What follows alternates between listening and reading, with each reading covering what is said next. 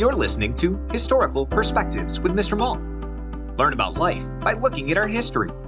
Teachers, for more information about historical perspectives, search Mr. Malt's Marketplace on Teachers Pay Teachers or at mrmaltmarketplace.com. Happy learning!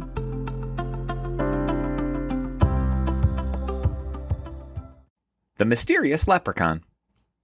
It was St. Patrick's Day morning, and Jack was just waking up.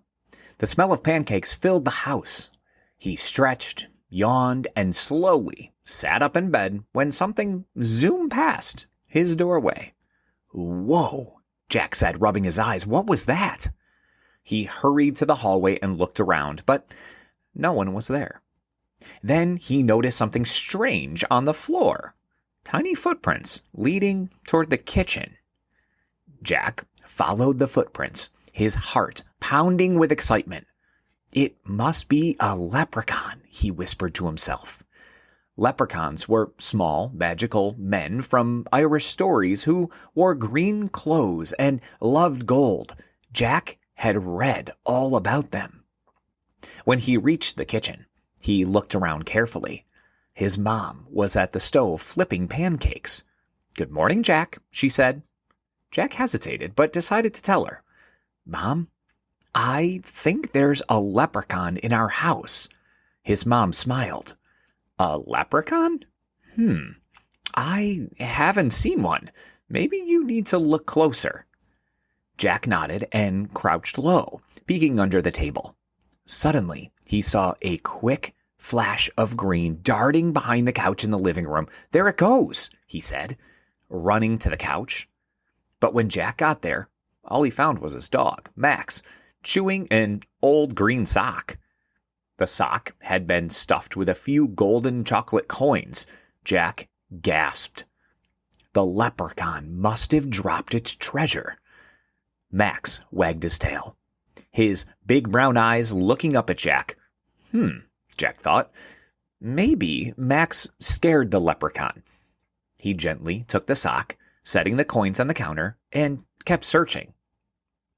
All morning, Jack followed tiny clues.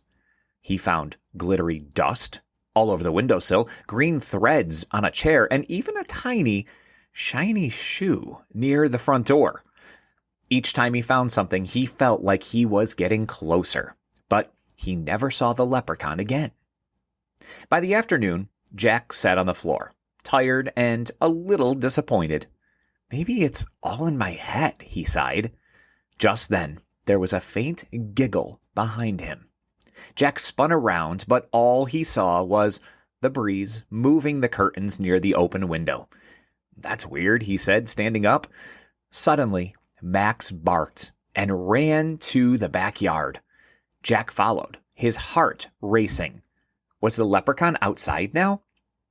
When he got to the yard, everything looked normal, except for one thing. A round patch of clovers grew in one corner of the yard. Jack had never noticed it before. Among the clovers was one plant with exactly 4 leaves. A 4-leaf clover. Jack picked it gently. That's when he heard it again, the faint giggle. "Thank you, lad," a tiny voice said. Jack quickly turned around, but no one was there. Instead, there was a small rainbow shimmering in the sky, brighter than he'd seen all day. Jack grinned. "Maybe leprechauns don't want to be seen," he said to himself. He tucked the 4-leaf clover carefully into his pocket, feeling a little luckier than before. Was it all real? Jack didn't know for sure. But one thing he did know. St. Patrick's Day would never feel quite the same again. Thanks for listening to this Historical Perspective. If you enjoyed this episode, be sure to subscribe. Also, search for Historical Perspectives on Teachers Pay Teachers to learn more about other topics, such as the Golden Gate Bridge, Henry Ford, schools in the early 1900s, and so much more. Happy learning!